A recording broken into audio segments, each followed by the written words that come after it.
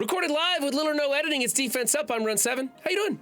Today we're going over Tall Dan's defense. He's 51-something million TCP operating at the bottom of Plat 1, soon to skyrocket through the ranks with the advice that we're giving him here today. Not a lot of changes that we need to make, but I think the biggest one is we're going to be replacing a Pegasus team with something better because Tall Dan has just recently gotten Black Knight up and running and on his feet, and that makes a big difference in that Room 4. But in Room 1, we've got the Unlimited X-Men team with Gambit and Quicksilver. This is a pretty decent team. Of course, Gambit and Rogue are doing all the heavy lifting with Quicksilver being a secondary threat. You've got other people with tags that do stuff more when they get hurt or die than anything else. It's a solid team. The placement's good. The ISOs are good on this. We talked about changing Quicksilver to a Raider to take advantage of the room benefits, and ultimately we decided that he's big enough, and as a striker going into pretty much vulnerables everywhere, he's going to get almost as much damage on the double tap, so it's probably not worth the investment of changing his ISO class if you haven't built up as a striker, which you probably should. So for us, this is, though it's not an exciting team, it's a solid team. It's still going to require something like the Masters of Evil to come in and help clear it out. And we're going to go ahead and give this one an A. In Room 2, we have the Secret Defenders with a little bit bitty baby Noir in here. Noir is there to go first, remove the evades from the new warriors, and then hopefully Hardlight will also go in and hit the Gwenpool. So you got to get the evade off of Gwenpool, and then Hardlight has to hit Gwenpool, and that rewinds the turn meter and screws up that counter. It's a 16% chance that you make those two things happen, and that ruins the best, most efficient counter. New Warriors is the most efficient counter for this team. If you don't want to use Noir, you could use a fully built Doctor Strange and run the 5-piece, which speeds this team up a little bit. But moreoverly, we're hearing that a fully built Doctor Strange, for some reason, adds a lot of healing to this team, and it can get really dicey, and people are even timing out. Apparently, Valley Flying had some trouble with the 3-piece of Photon, Hardlight, and Doctor Strange being left over and almost timed out the other day. So that's an interesting thing to try. I don't think that Doctor Strange is worth building up to do, although we do have a reduced cost in Teal Gear recently. So this is fine the way it is. However, I would like to change the ISOs on Photon and Robbie. Robbie should be a striker so that he puts out more bleeds on his ISO attack, and Photon doing those AoEs and splash damage, putting out vulnerables for Robbie to go into. Let's swap those ISOs. We're going to go with an A- for that one little tweak. And in Room 3, here's another team that could be benefiting from the new reduced price of Teal Gear, which is the Infinity Watch. The team's done right. It's what you put in 3. It's super boring. It's like Wakanda used to be, right? So it's an A for the team.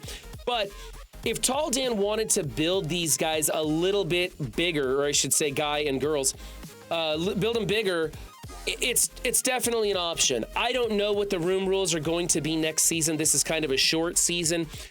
But time and time again, this has been a damage sponge, a total efficiency sink.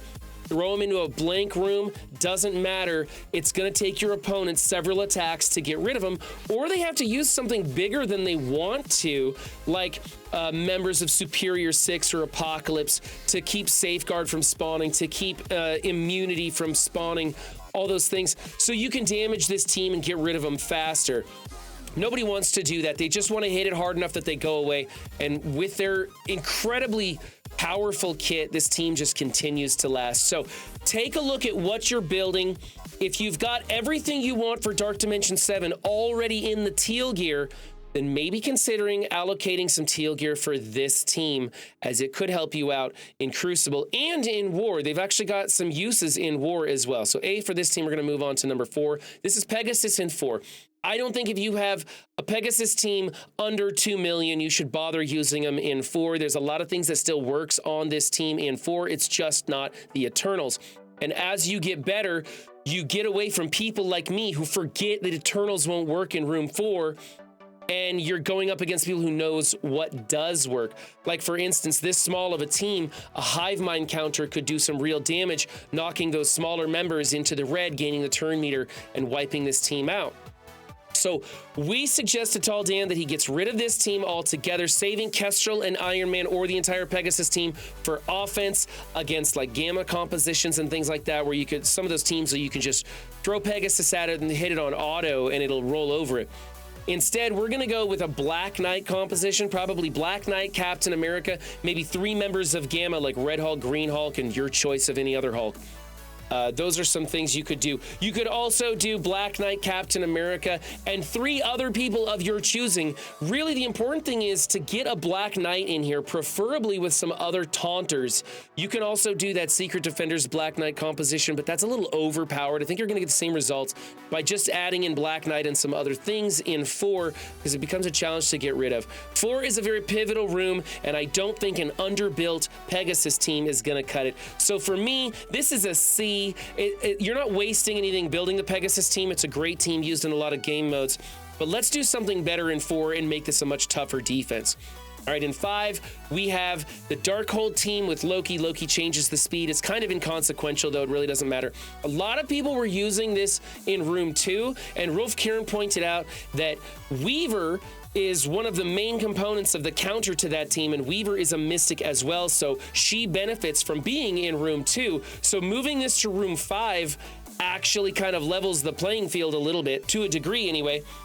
Really doesn't matter. Wherever you put this team, Weaver and Nova and friends is going to follow and just mop the floor with them. It's a pretty efficient counter. Even if you can't use Kestrel and Iron Man on there, you can use something like Omega Red and, I don't know, Shang-Chi or something in there, and you can still make it work really well. So it's not a big deal. We're treating it like a blank room. Alternatively, if you don't want to put Darkhold in here, you could use Superior 6. However, Superior 6 is an incredible offensive tool and makes things that are very tricky to beat. You can beat them pretty efficiently with that Superior 6. So this is probably the way to go. I like the placement. I like the ISOs. I like everything that's going on in here. Again, we're finding some real uses outside of Crucible for MLF. And that could be another character to spend your hard-earned and little bit cheaper teal gear on. Anyway, let's move on to room number 6 is the Extreme with Dormammu. It's a very common team that we're finding in here. It's common because it works. We're getting toward the end of this season, and we're finding the rooms filled with predictable stuff, because that predictable stuff is kind of proving to be the most challenging stuff that causes people to make mistakes, and you're playing on hyper efficiency and how well you can do it, and then it's your team scaling versus the other team. In any case, we talked about maybe changing placement here, but I'm not sure that it's really worth it. I kind of like Dormammu in the middle. Sometimes Dormammu is the first one to die because he doesn't revive and he doesn't trigger any effects with the X-Men. And then you would have gap placement between the 2 sides, although the counters that go into this don't do a lot of chaining, so it doesn't really matter. I think having Forge and Nightcrawler to either corner is very important, because those are the hot targets, right? You either want to ability block or kill Forge so that he can't revive people. You want to get rid of Nightcrawler before he makes things go completely sideways on you. And then, of course, Cyclops is the person who gives Forge the turn meter when somebody else dies. Sunspot is in there to do Sunspot things, which isn't all that exciting.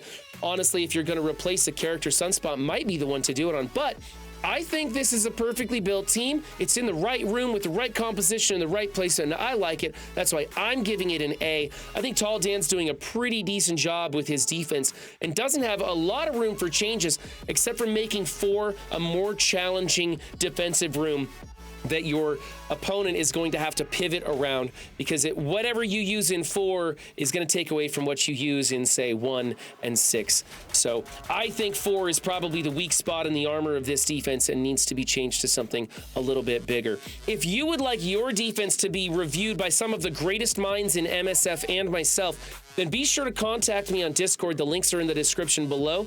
I think we got about 12 people on the list, which means it's about 82 months away from your turn.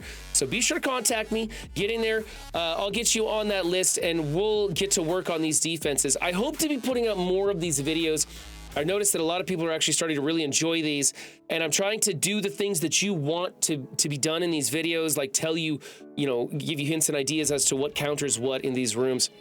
But I'm sorry, there is just so little time in the day and so much information. Marvel Strike Force, we're doing the best that we can. But keep watching, I'll keep improving. And remember, guys, don't just have a good game, be good to yourself and others too, and I'll see you next time. Bye.